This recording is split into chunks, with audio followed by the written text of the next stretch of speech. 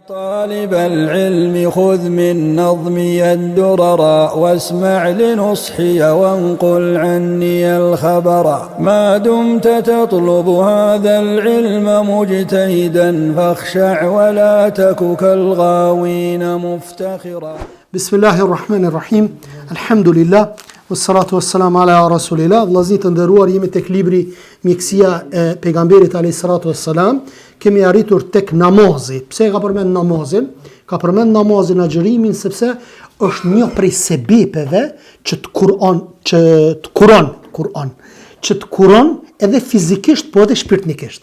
Për atë arsye ka potencuar edhe namazin Ibn Qayyim el-Jauziu tek mjekësia pejgamberit alayhis salatu wassalam. Se dikush mund të më thonë, pse ka potencuar namazin? Namazi është dispozitë fetare, shtyllë e Islamit që duhet më fal, çka ka të bëj këtu me shnetin? Përkundrazi, namazi përveç gjendjes shpirtërore që të shëron, që të kuron, apo edhe në aspektin fizik.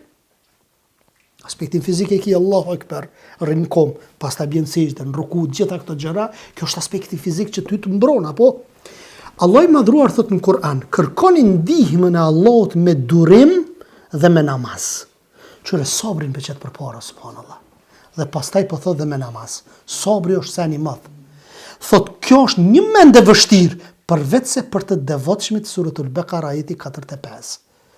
Thot, ai thot gjithashtu, o besimtar, kërkoni ndihmë për veten nëpërmjet durimit dhe namazit. Në të vërtetë, Allahu me sabirin. Allah është me durimtarët. Suratul Baqara ajeti 153. Në ajet tjetër thot, urdhroje familjen tënde që të falë namazin dhe këmbgul për të. Dhe thot, ne nuk të kërkojmë ty ndonjë ushqim. S'po të kërkojmë ty parë, vëlla. Urdhroje familjen tënde. Thot çka? Jemi thot ne që të ushqim, përfundimi i lumtur qëndron në frikën e Allahut. Cila familja? Baba nona është familja? A është asë, që për thani? Urdhrej për thot familjen tuaj, familjen tënde, familja e ngusht. Baba nona është familje, po është ma e gjërë. Babën tënë që shkime urdhnuti? Në hadër namazë? Për grunë dhe për fëmijën. Urdhrej e thot. E mirë, ti e namazdi, gruja është namazdi, fëmijën tënë ku e kje Allah? Tamam, i ke marrë gjitha sebebet, ka deviju është diçka tjetër. Apo këtën? Vjen koha për shembull, vjen koha e namazit, koha 7 vjet, 10 vjet. Urdhëroje për namaz. Ka në hadith pejgamberit alayhis salam. Vjen koha e mbulesës çikës, që t'ja shamin. Se si të rritet mas jo rrezik. Është rrezik. E kop shejtani, subhanallah. Ti je përgjegjës për familjen tënde. Pastaj thot në hadith tjetër, në hadith në sunen thuhet, sa herë që pejgamberi sa e shqetësonte diçka, çka bënte? E falte namazin. Momentin kur shqetëson diçka, çu me rabdes dhe fali 2 rekate namaz. Kemi qetësu me lenin Allah subhanahu wa taala. Edhe më lart e kemi thënë që namazi shërben si ilaç i smundjeve të ndryshme. Përpara se këto të fundit e kenë përparuar. Namazi sjell furnizim vllazni. Namazi sjell mbron shëndetin, i heq të këqijat, largon smundjet, forcon zemrën, i jep nur fytyrës. Ai ki pa besimtar që kanë nur në fytyrë? Çdo që i kanë nurin në fytyrë, kanë e vrin që namazdi. E vrin që është i devotshëm, apo voton Allah subhanahu wa taala i ka dhënë dritë, apo. Pastaj thot, largon smundjet, forcon zemrën, i jep nur, gëzon shpirtin, e lufton plagështin. Çush e lufton plagështin? Po 5 ditë që më fal Allah. Më thonë, nëse ti tanë ditën je pa punë, edhe tanë ditën flen, apo ko e di une, nëse s'ki namaz, ti ploksh të bosh. Namazi jo një ndër shkaqet që ta hek plokshtin. E kur shkon në xhami, kur të vjen për xhamise, ecje. Pastaj thot, ai gjallëron gjymtyrët, shton fuqit, zgjeron kraharorin, ushqen shpirtin, ndriçon zemrën, ruan mirësitë, të mbron nga zemrimi i Allahut, të largon nga shejtani. Kur ta falë namazin me xhamat, shejtani është larg teje. Nëse nuk e fal namazin me xhamat, është sikur në kope, apo kur të largosh pi kopes. Nëse largosh pi kopes, delja, kur të largosh pi kopes, çka e godet? E han ujku, apo ukja ujku. Pastaj thot, në përgjithësi namazi luan një rol kryesor në ruajtjen e shëndetit trupit. Ai pastron substancat e dëmshme. Namazi ka vërtet një ndikim të madh në largimin e këqijave të kësaj bote. Thot sidomos atij jepet haku i vet në aspektin e tij të jashtëm e të brendshëm. Sigurisht që të këqijat të kësaj jete dhe të jetës tjetër largohen në varësi të plotësimit namazit. Domethënë sa e plotëson namazin, se e dini që namazi, shpërblimi namazit e arrin 1/10, 1/9, 1/8, varësisht sa je i kujdesshëm apo. Pastaj thot, e kemi durimin. Durimi është gjysma e imanit. Subhanallah. Është gjysma e imanit. Gjysma tjetër, të cilët është lavdërimi dhe falëndrimi. Disa nga të parat tonë çka kanë thonë, imani thot përbëhet nga 2 gjysma. Imani, besimi jot përbëhet nga 2 gjysma. Gjysma e parë është durimi, gjysma tjetër është mirënjohja, falënderimi. Durimi, falënderimi. Thot Allah Azza wa Jall vërtet në këtë ngjarje ka shenja udhëzuese për çdo të durueshëm dhe falënderues. Suratu Saba ayeti 19. Durimi për besimin është si koka për trupin. Koka për trupin. Paramendo. Durimi, sabri për imanin tënd është sikur koka për trupin.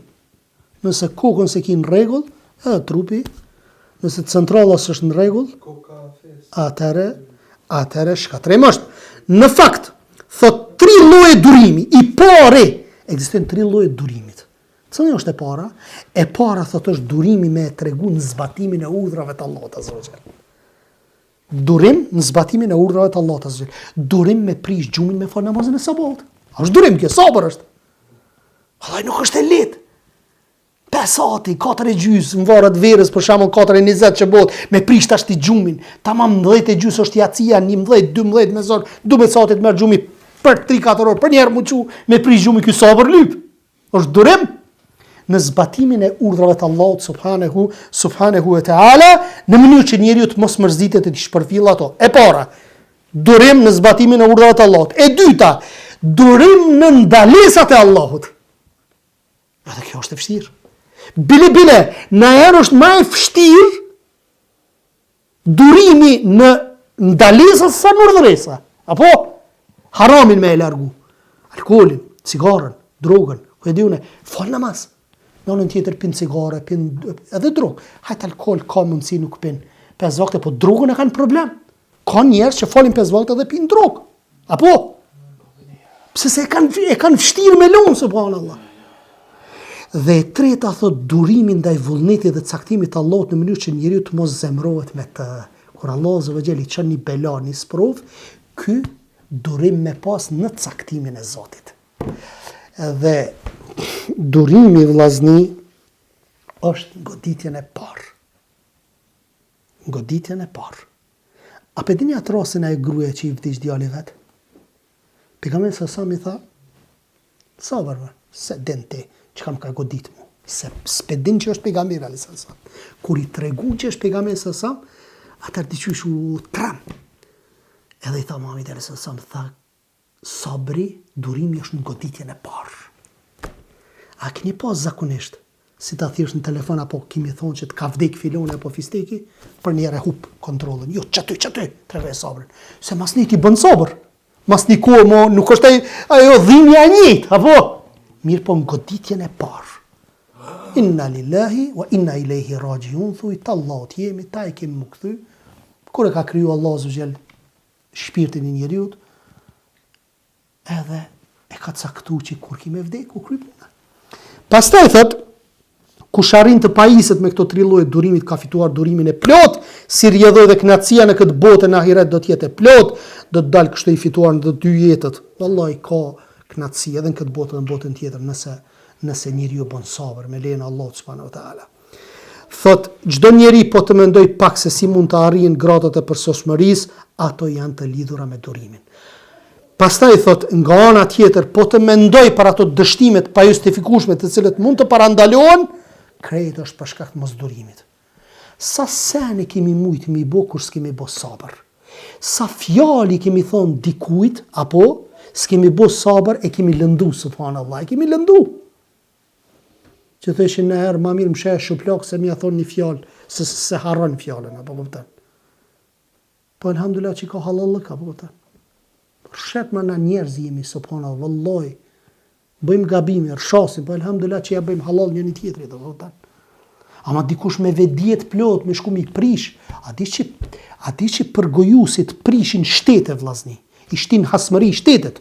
Shtetet e muslimanëve i kanë shti, kufarta i kanë shti, në hasmëri. E le më familjet, pastaj familjet në mes veti, mes burrit edhe gruz, fëmijëve dhe prindërve, kret shkaku i inatit, i xhelozisë, mos durimit e kret, bëjnë dome të pariparueshme. Nga ana tjetër shumica smundjeve që prekin trupin dhe zemrën janë pasojë mos durimit. Kësaj durimi është mbrojtësi më i mirë i shëndetit të zemrës. Allah do durimin dhe i mbështet durimtarët, sigurisht fitoria vjen me durim. Në fillim është e hidh sabri, apo në fillim. Mirë po me kalimin e kohës, pastaj e she domethënë fitoren. Durimi është më i mirë për vetë njeriu që e ka këtë cilësi.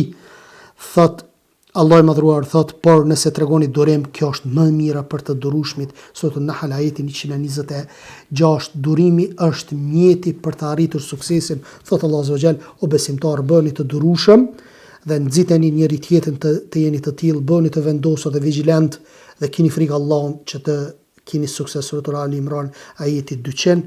Pastaj kemi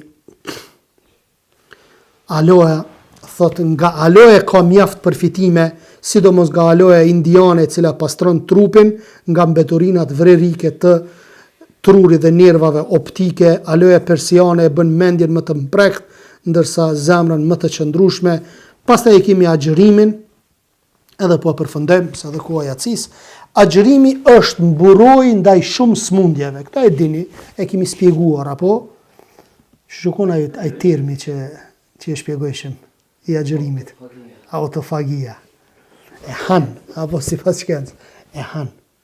Vetë organizmi han mikrobet. Kush si jep ushqim ti.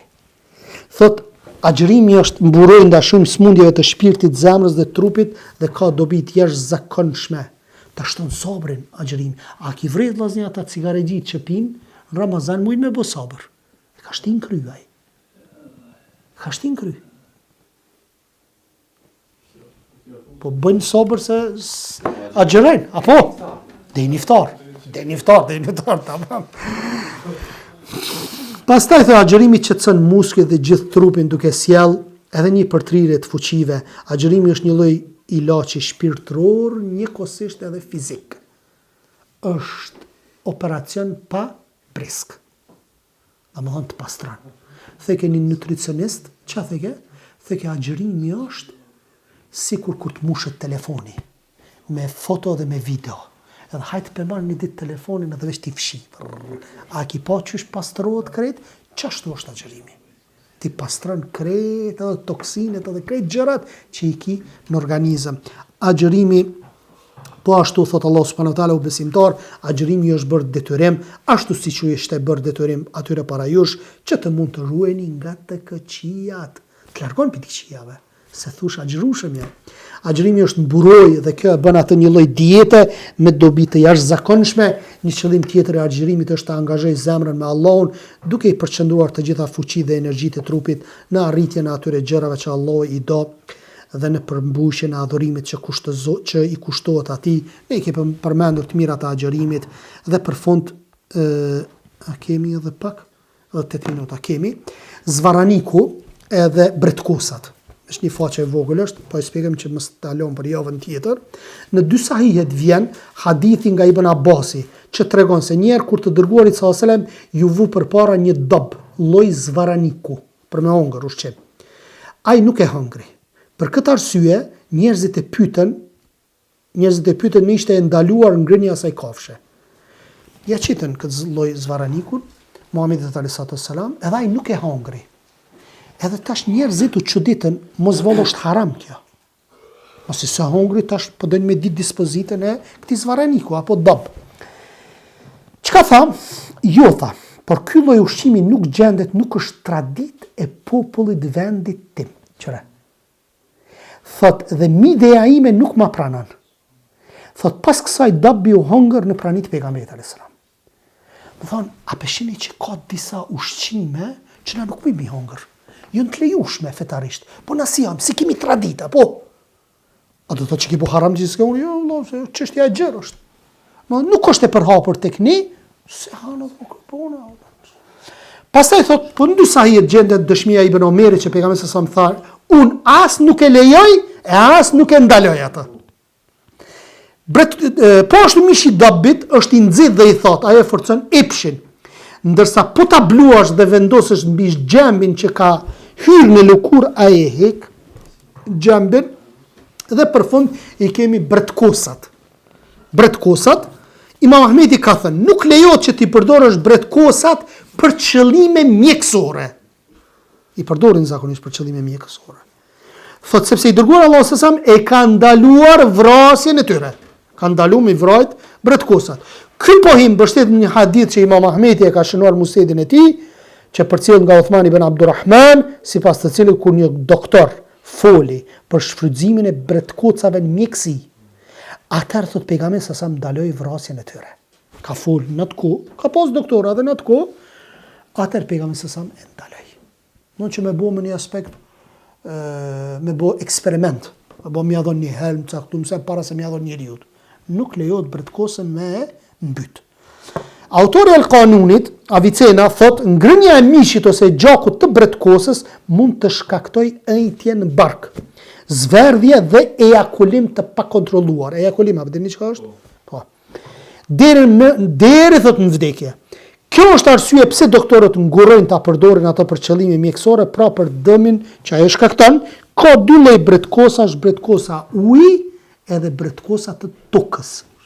Disa prej bretkosave të tokës janë helmuese deri në takimin e radhës me parfumin, pastaj për tinin, bananet, vilet e suthave të hurmave, e kështu me radhë. Subhanak Allahumma bihamdik, ashhadu an la ilaha illa ant, astaghfiruka wa atubu ilaik. Allahu ju shpërbleft.